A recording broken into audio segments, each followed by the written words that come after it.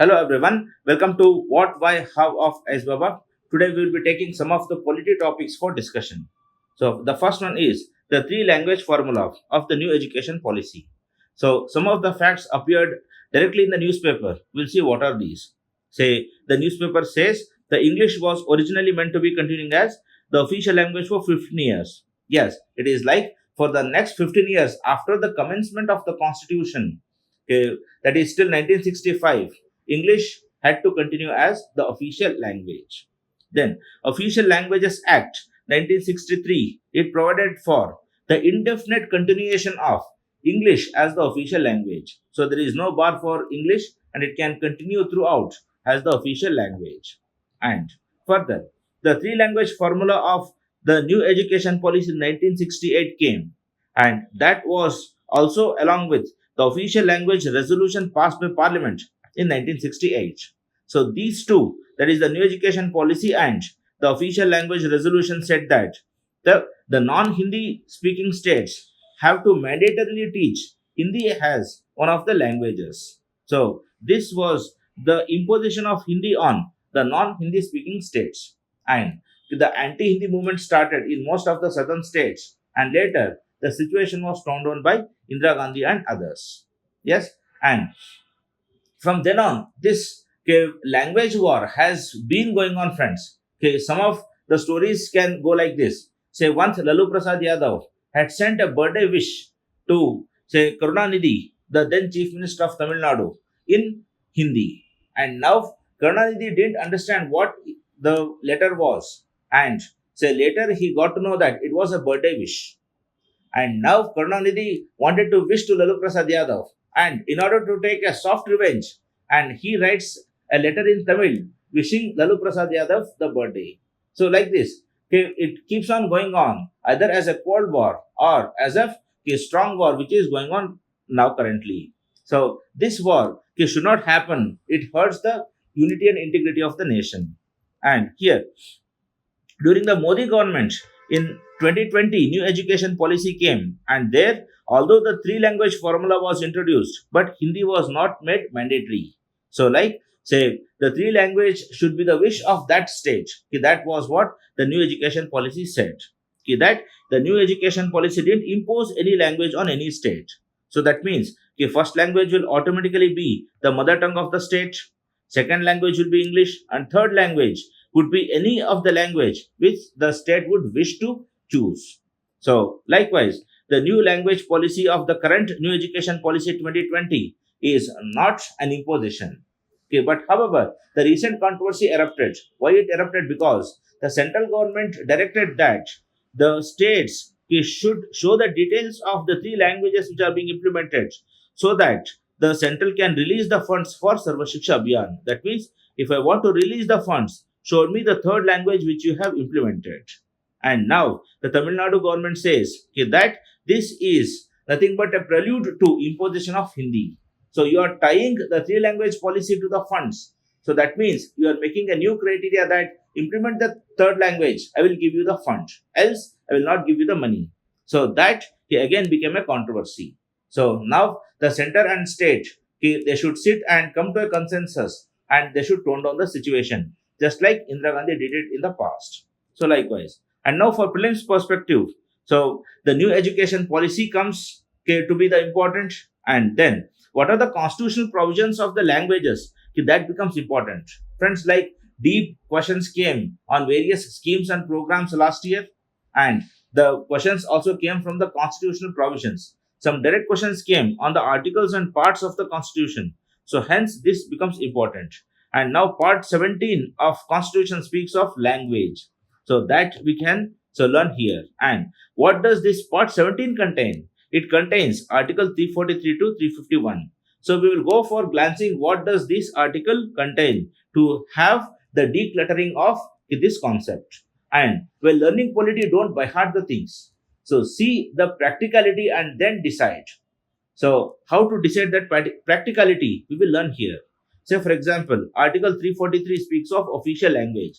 I need not click on this and go and see what this Article 343 says. So official language means obviously English would be the official language.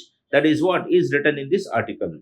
Then Article 344 speaks of Commission and Committee of Parliament on official language. So that means the article says that so a commission should be established 15 years after the commencement of the constitution so that it decides on which language should be the official language. So yes, okay, this we understood what might be inside Article 344. Now Article 345 says the official language in the state. Obviously, friends, English might not be the official language of states because states are formed on the basis of language. So they can have their mother tongue as official language. Maharashtra can have Marathi. So Karnataka can have Kannada. Punjab can have Punjabi likewise. Now, official languages for communication between one state to another state.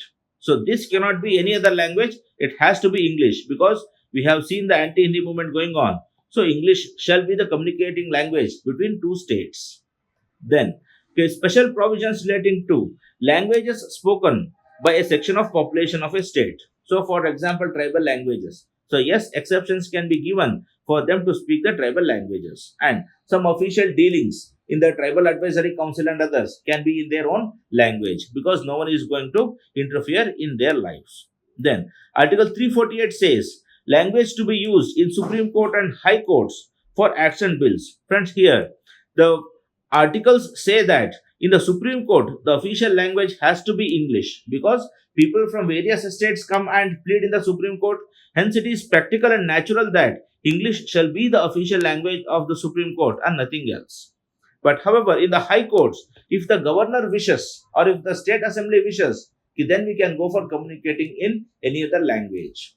Yes, so for Supreme Court per se, English will be very strict, but for High Courts, English is not strictly an official language. Then, 349 special procedure for enactment of certain laws relating to language. Yes, Parliament is given the power for enactment of certain laws regarding the language by this article. Then, Article 350 says language to be used in representations for redress of grievances. Say, if someone has a grievance, someone has trouble, he is coming to complain. So, now the state should give him an opportunity to speak in his mother tongue because if, for example, a rural person or a tribal person, if he has grievance, he is in front of a government official to air his grievance. So we cannot expect him to speak in English. So hence, the freedom for him to speak in his own mother tongue and express his grievance is mandatory and it is practical and it is necessary in administration. Then Article 350A says facilities for instruction in mother tongue at the primary stage. So this article was added later. It is an amendment and it says that yes, the mother tongue is the primary medium for the primary education in all the states. Then Article 350B says so special officer for linguistic minorities. So linguistic minorities who speak a minority language, that is the language spoken by a few. So for them a special officer shall be appointed. Then last article says a directive for development of Hindi language. So now it becomes the constitutional duty of the union government in order to develop Hindi as the language. So this is the constitutional duty, it is not the fundamental duty. So likewise, so these are the provisions for the language related things in our constitution. So this much, whichever we discussed is more than enough. Don't go for by hearting each and every clause. And here I can see, say, some of the clauses regarding the language for communication in High Court and Supreme Court. Say here, Supreme Court and High Court is given, and here it says that shall be in the English language. And later it gives the clause like, say, governor, or if any others in the state assembly thinks fit, so then they can go for having any other official language. So for High Courts or for the states, there is some freedom, but at the same time, so for the Supreme Court, it is English per se.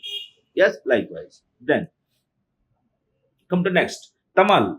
So Tamal was in use because it is a stealth frigate. Frigate means it is a warship. Stealth means it moves secretly without making much sound.